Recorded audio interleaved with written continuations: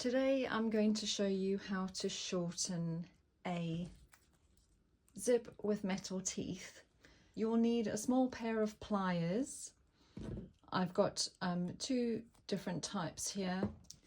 I just also want to make you aware that on a zip like this, you cannot use this technique because the teeth of these nylon zips are actually coils.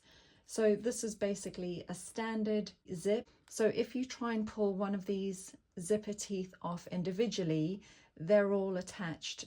However, you can actually hand sew or do a small zigzag over the end of a zip and actually just cut through the teeth, or you can also hand stitch around each separate part of the zip tape. Do some stitching over the coil teeth on that section and then cut your zip shorter, leaving at least 5/8 of an inch or 1.5 centimeters. So on a metal zip, you have a stopper at the bottom, you have the metal teeth, and then you have stoppers on either side of the tape at the top of the zip.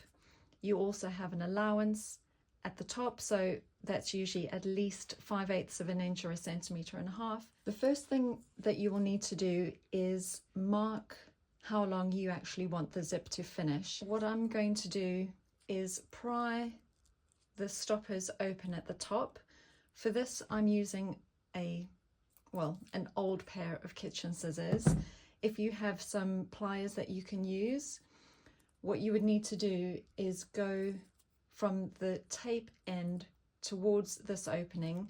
The stopper is basically like a little U-shaped clamp. Okay, so these bits you will save because you'll be using them afterwards. So I'm taking quite a lot off of this zip, which means I don't actually need to start from the top and take all of the teeth off.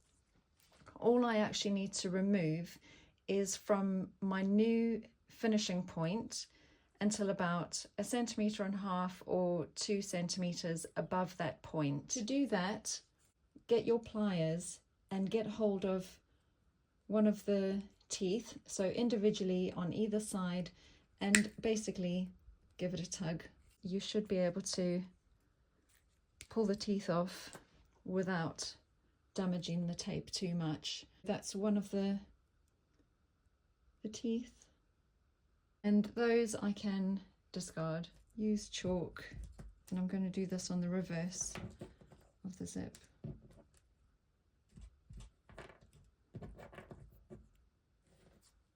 Okay, so that is my new zip position.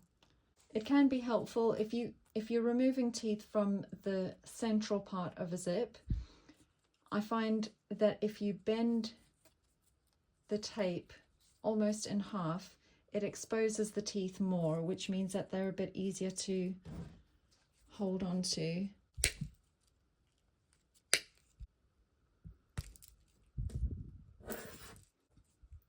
So I think 3 more on this side.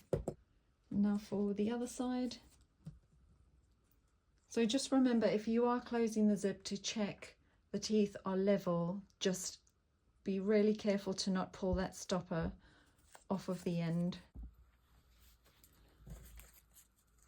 So this is the zip that I've taken some of the metal teeth off to shorten it to this point. Resist the urge to do the zip up. It will come straight off of the zip tape. These two little contraptions are the actual stoppers at the top. So basically, this is the little clamp that you've pried open, and now you're going to slot it back over the tape and then clamp it down to sit just above the last tooth. And with these stoppers, open it just as much as you need it to clamp over the tape. If you open it too wide, sometimes they can just snap in half, and then you would actually have to use thread to form a stopper.